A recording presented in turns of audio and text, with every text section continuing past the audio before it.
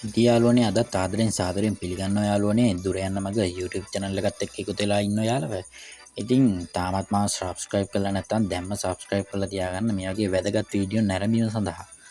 ඉතින් යාළුවනේ අපි වැඩි කතා නොකර යමු අපි වීඩියෝ එකට. ඉතින් අද ගෙනල්ලා තියෙන්නේ ශ්‍රී ලංකාවේ ඉතිරි වසර දෙක ගැන සම්පූර්ණ විස්තරයක්. ඉතින් ශ්‍රී ලංකාවේ ඉදිරි වසර දෙක තුන ඒ කියන්නේ 2026 සහ 2028 ඉතින් වෙන්න පුළුවන් ලොකු වෙනස්කම් මොනවද කියන එක ගැනයි. යාළුවනේ එහෙනම් බලමු අපි ඒ සාධක 10 මොනවද කියලා.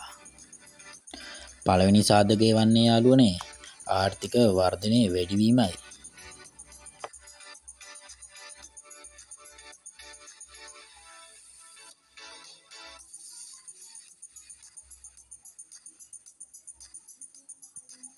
ඉතින් යාළුවනේ අංක 2 සාධකය උද්ධමනය.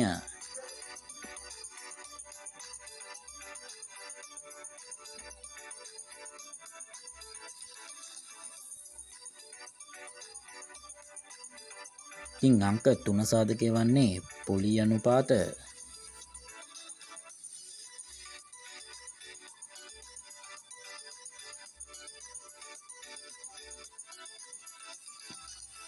ඉතින් 4 වෙනි සාධකය වන්නේ වාහන ආනයනය.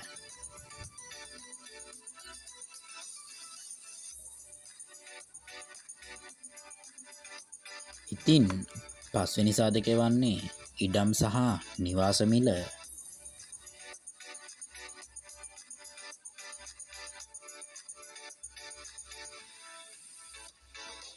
ඉතින් 6 වෙනි සාධකය වන්නේ රුපියලේ අගය.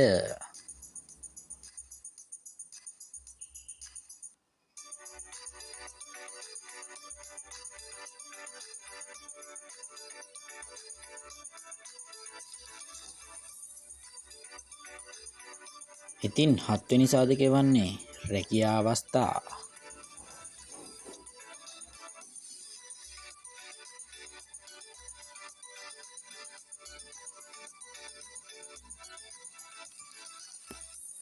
ඉතින් 8 වෙනි සාධකය වන්නේ බදු ප්‍රතිපත්ති.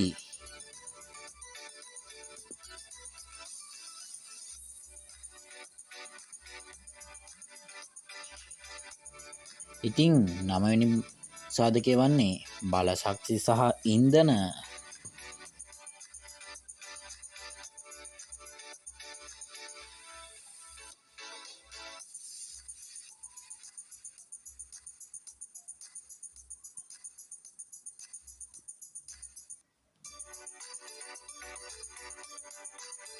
ඉතින් යාළුවනේ 10 වෙනි සාධකය වන්නේ සංචාරක සහ ශාස්ත්‍රයයි.